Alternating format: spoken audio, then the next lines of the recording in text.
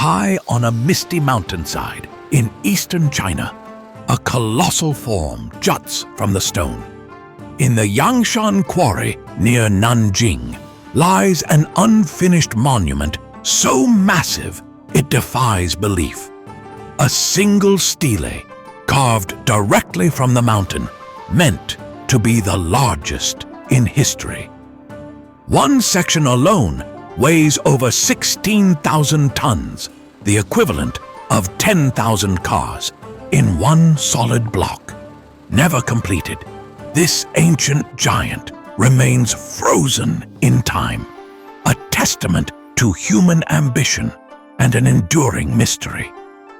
Why was it made so enormous? And why was it abandoned? Archaeologists studying Yangshan Quarry found that this gargantuan endeavour dates back over 600 years, to the early 15th century. It was commissioned by the Yongle Emperor of China's Ming dynasty, who sought an awe-inspiring stele for his father's mausoleum.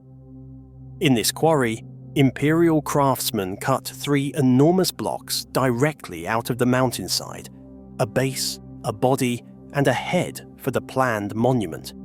Each piece was colossal.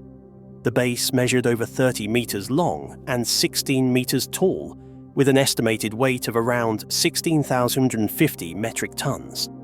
If the pieces had been assembled upright, the stele would have stood about 73 meters, 240 feet high, towering far above any monument of its kind. It was an engineering marvel in the making, truly fit for an emperor. Yet even emperors must bow to reality. Historical records and the evidence in the quarry suggest that after months of labour, the project was abruptly halted.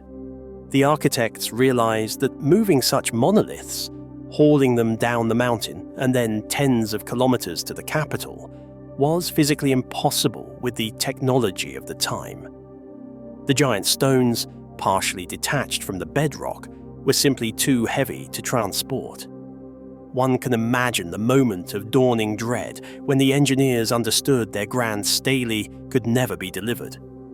Work ceased, leaving the behemoth blocks in situ where they remain to this day.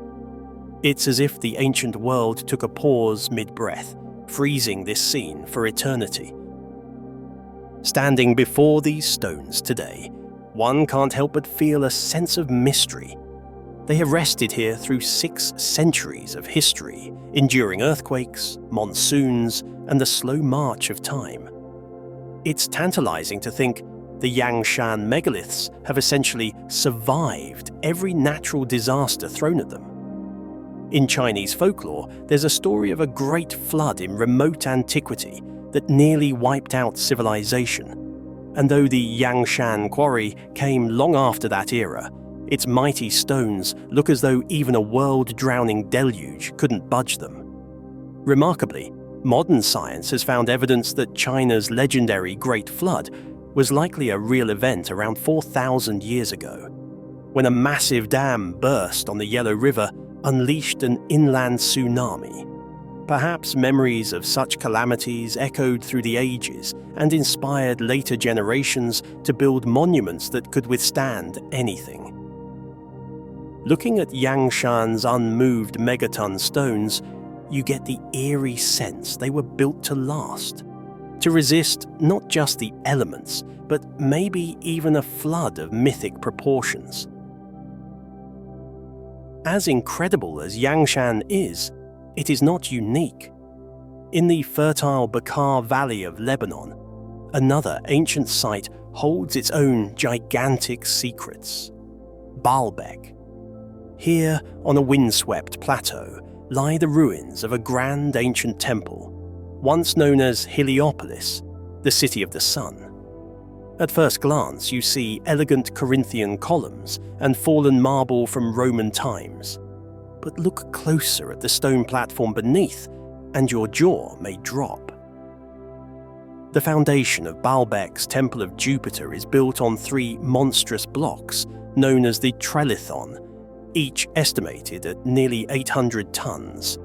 That's roughly the weight of 2 fully loaded jumbo jets per stone, somehow lifted and placed more than 20 feet above the ground.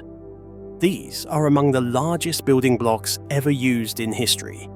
No wonder local folklore insisted giants had a hand in this construction. One Arabic legend even claims Balbeck's megaliths were laid before the flood by a race of giants under the command of the mighty King Nimrod. After a deluge swept over the earth, the story goes, only superhuman beings could rebuild such a massive fortress. When you stand beside the trilithon stones, their faces smooth, their seams so tight a knife blade can't slip in. It's easy to see how those legends arose. How on earth did ancient people move and stack these colossal rocks? But the story doesn't end here. In fact, our next journey takes us even deeper into the unknown, beneath the waves. If massive stoneworks on land are astounding, imagine discovering one underwater. In our next episode, we'll dive off the coast of Japan, where scientists have uncovered a mysterious submerged structure that might predate recorded history. This immense formation is so precise and ancient that some researchers whisper it could be a pre-flood monument, something no known civilization could have built. What lies on the sea floor, and could it rewrite our understanding of human history? Join us next time to explore that abyssal discovery. You won't want to miss it. Japan is a megalithic culture. Many of the megaliths in Japan have never really been properly studied. If you have a relatively short time frame, searching for a lost civilization becomes much more complex and much more difficult. But if you have a very long time frame to deal with, there's much more material to investigate. And I wonder if some other sites have been misinterpreted, if sites are multi-layered, that many different cultures have been involved in them. Imagine standing before a vast network of subterranean caverns, extending thousands of square meters deep into the earth, carved from the unique volcanic tuff known as Oya stone. The caverns at the Oya Stone Quarry in Utsunomiya were first created centuries ago, and it seems nearly impossible for humans of that era to have shaped such an immense and complex structure with nothing more than rudimentary tools and sheer human effort. Yet, somehow they did. Was there more at play here than meets the eye? I can't help thinking time capsule, that there was an intention to preserve this. Fast forward to today, and despite our advanced technology and engineering prowess, replicating such a feat remains a formidable challenge.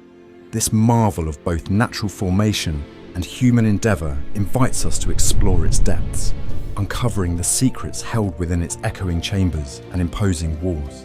I want to know what else is going to be found that hasn't been investigated yet at all. We're just touching the edge of a huge mystery. The history of the Oya Stone Quarry reveals a fascinating evolution in Japan's building practices, showcasing the transition from localized resource extraction to large-scale industrial use. Although the exact date of the quarry's discovery isn't precisely documented, evidence suggests that small-scale extraction began around the Heian period. The history is largely that period for which we have written documents, and archaeology is the period before that where we don't have written documents.